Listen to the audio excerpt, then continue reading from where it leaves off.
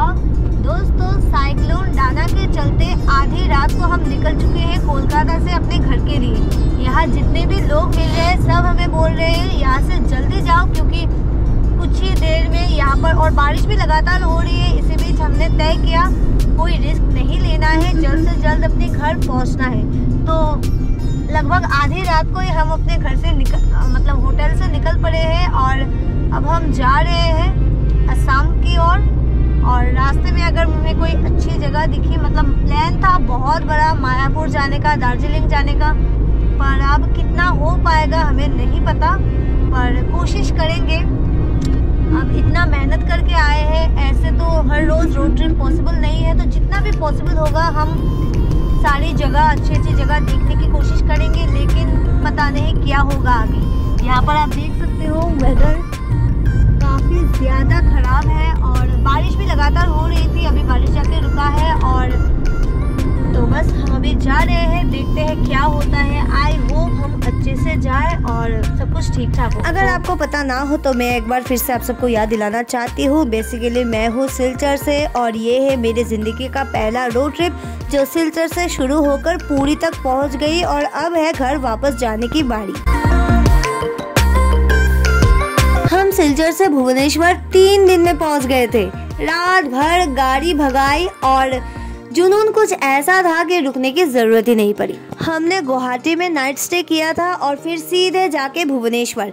पूरे 38 hours long drive थी और बीच बीच में हम रुके थे क्योंकि गाड़ी को और हमें भी थोड़ा बहुत रेस्ट की जरूरत थी। उसी बीच हमने रास्ते के साइड में खाना पकाया, खाना खाया। सच में इस ट्रिप में बहुत मजा आया और एक बार तो हमारी गाड़ी भी खराब हो गई जिसे हमने ठीक भी कराया।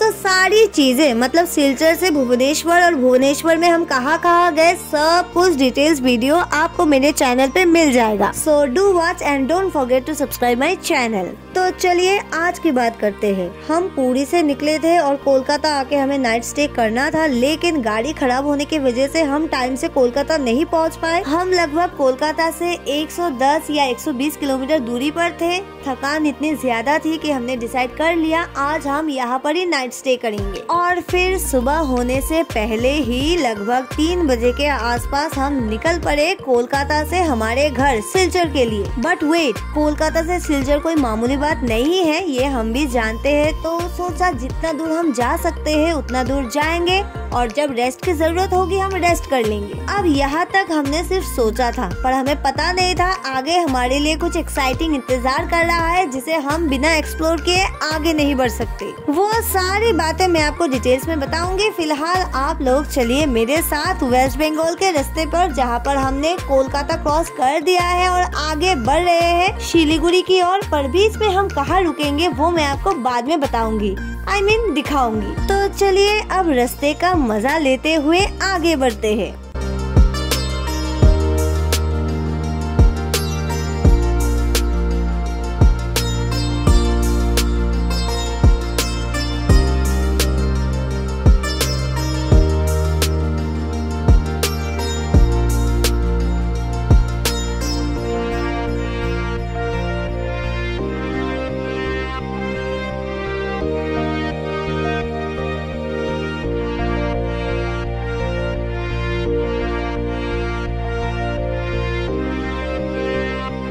जिस जगह की मैं जिक्र कर रही थी इतने टाइम से वो कोई और नहीं, वो है पुण्य मायापुर धाम।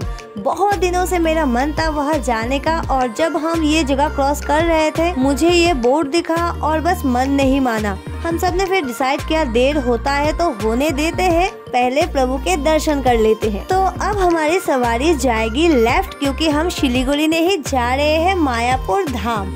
तो चलिए मेरे साथ करते हैं दर्शन।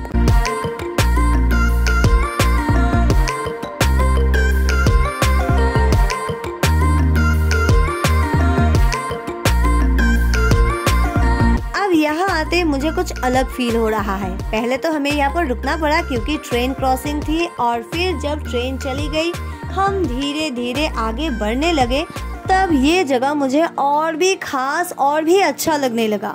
यहाँ बड़ी बड़ी गाड़ियाँ, बड़े बड़े बिल्डिंग्स तो नहीं थे, लेकिन इतना सुकून था मैं आपको शब्दों में बयां ही नहीं कर सकती। तो मन में लेके कृष्ण नाम हम जा रहे हैं मायापुर धाम। आप भी चलिए मेरे साथ इस सफर पे और इस भूमि के दर्शन कीजिए।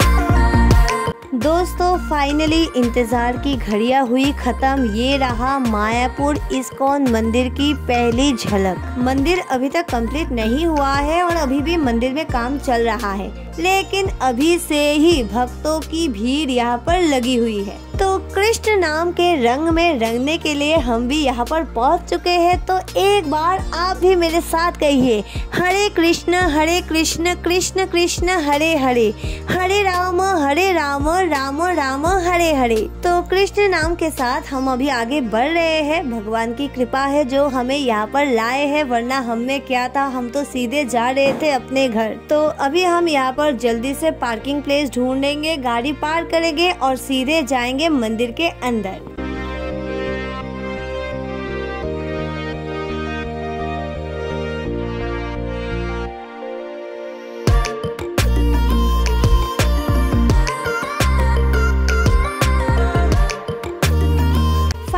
हमें यहाँ पर पार्किंग मिल गया है, जिसका प्राइस है 100 रुपीज। रात के 9 बजे तक हम यहाँ पर गाड़ी रख सकते हैं, पर हमें इतने देर नहीं रखना है। हम जल्दी से जाएंगे, मंदिर में दर्शन करेंगे और फिर वापस से हमारी जर्नी शुरू हो जाएगी। तो अब अपना दिल थाम कर बैठिए और मेरे साथ चलिए। आई डोंट नो अंदर मोबाइल अलाउ होगा कि नहीं। बाकी इस्कॉन जहाँ पर भी मैं गई हूँ मोबाइल तो अलाउ था, पर यहाँ का मुझे पता नहीं, अंदर जाके ही पता चलेगा।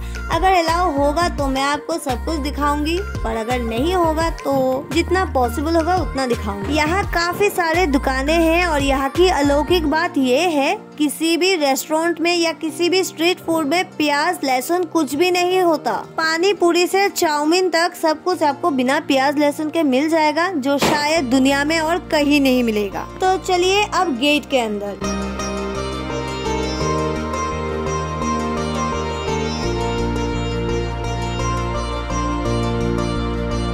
सबसे पहले इस जगह को देखिए। यहाँ पर दिन रात 24 घंटे कृष्ण नाम का कीर्तन चलता रहता है। अलग अलग वक्त पे अलग अलग लोग आकर यहाँ पर गाना गाते हैं, कीर्तन करते हैं, लेकिन कीर्तन कभी बंद नहीं होता।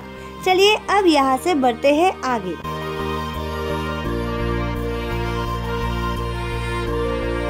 यहाँ मंदिर में अभी भी काम चल रहा है, जैसे कि आप देख ही सकते हो। और यहाँ की सबसे अच्छी बात ये है, यहाँ रहने की भी जगह है। हालांकि हमारे पास इस बार वक्त नहीं है तो हम यहाँ पर नहीं रुकेंगे, पर अगली बार जब आएंगे यहाँ रुकने के बारे में जरूर सोचेंगे। आई थिंक यहाँ पर ही रुकेंगे। अरे ये क्या, यहाँ तो मंदिर के बाहर भी कीर्तन चल रहा है। चलिए कीर्तन में शामिल होते हैं।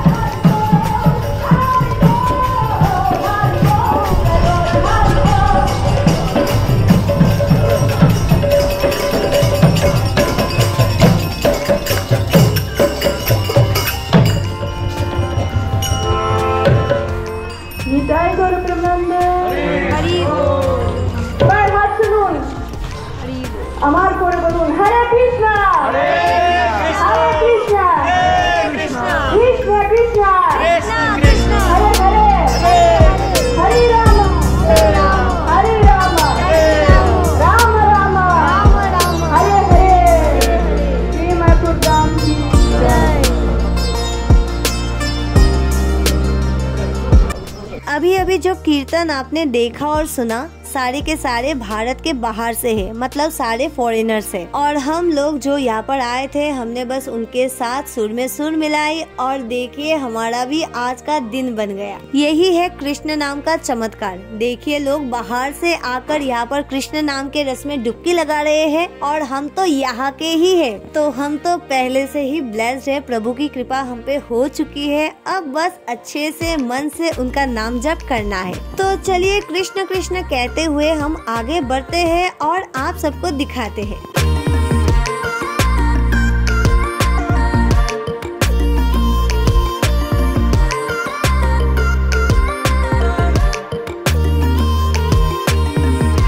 ये रहा मेन मंदिर जिसमें अभी भी काम चल रहा है। तो यहाँ पर अभी प्रभु नहीं है, प्रभु को मिलने के लिए हमें थोड़ा आगे जाना पड़ेगा, पर आगे कैमरा अलाउ नहीं है इसलिए मैं आपको आगे का दिखा नहीं सकती। पर इतना जरूर बोलूंगी, अंदर सच में भगवान है और मैंने भगवान जी के दर्शन किए हैं। अगर जिंदगी में आपको कभी मौका मिले और अगर मौका ना मिले तो आप मौका बनाइए और मायापुर धाम जरूर आइए।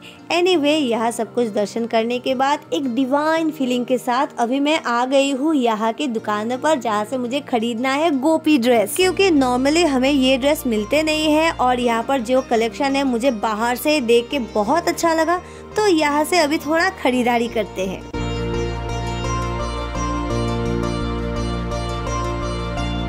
अब खरीदारी करते करते हमें काफी लेट हो गया है। मैंने अपना बैग ले लिया और फिर से हमारी जर्नी शुरू हो गई। अब क्योंकि हमें जल्द से जल्द गुवाहाटी पहुंचना है तो आज पूरी रात हमें ड्राइव करनी होगी। तो थोड़ा आगे आके हमें ये चाय की दुकान मिल गई है जहां से हमने गर्मा गर्म चाय पी जो बहुत ही बढ़िया था। साथ ही साथ हमने यहाँ पर चाय पैक भी करा लिया क्योंकि आगे हमें बहुत जरूरत पड़ेगी। आज का सफर हमारे लिए काफी लंबा होने वाला है।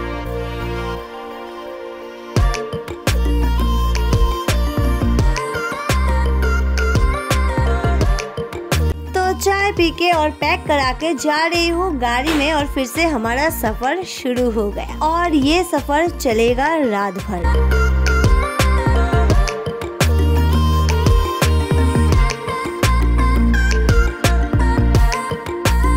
रात से गहरी रात और गहरी रात से फिर से सुबह, सारा नजारा हमने गाड़ी में बैठ के ही देखा। और जब हमने गाड़ी रोका तब हमें पता चला हम पहुंच चुके हैं दार्जिलिंग। अब दार्जिलिंग के अमेजिंग टूरिस्ट स्पॉट पर हम तो नहीं जा पाए, लेकिन दार्जिलिंग टी ये हम कैसे मिस कर सकते थे। हमें यहाँ पर मिल गई है दार्जिलिंग की चाय जो हमने यहाँ पर बहुत ही मजे से पिया। फिर इनके साथ थोड़ी देर बातें की और बातें करने के बाद फिर से हमारा सफर शुरू हो गया।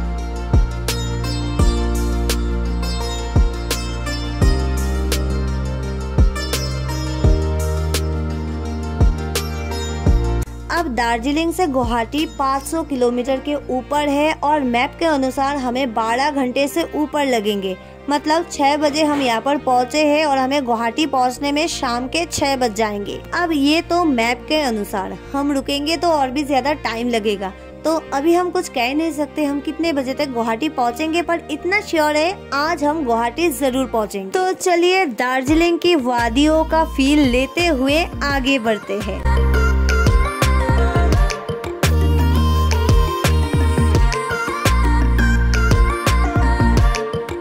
अभी हम मैप को फॉलो करते हुए आगे बढ़ेंगे और अभी ना ही मुझ में और ना ही मेरे कैमरे में क्षमता है आगे की रिकॉर्ड करने की, पर मैं आपको इन्फॉर्मेशन देती रहूंगी जितना भी पॉसिबल होगा। लगभग 300 किलोमीटर के बाद हम असम में पहुंच जाएंगे और फिर हमारा सफर शुरू होगा वहां से गुवाहाटी के लिए। और गुवाहाटी पहुंचते पहुंचते हमें 9 साढ़े 9 तो बज ही जाएंगे। तो यहाँ आगे बढ़ते बढ़ते मैं आप सबको एक बार याद दिला देती हूँ, अगर आपने अभी तक मेरे चैनल को सब्सक्राइब नहीं किया है प्लीज सब्सक्राइब करें, वीडियो को लाइक करें, शेयर करें और वीडियो के बारे में आपकी जो भी राय है मुझे कमेंट करके ज़रूर बताएं, क्योंकि ये मेरे लिए बहुत ही ज़्यादा इम्पोर्टेंट है।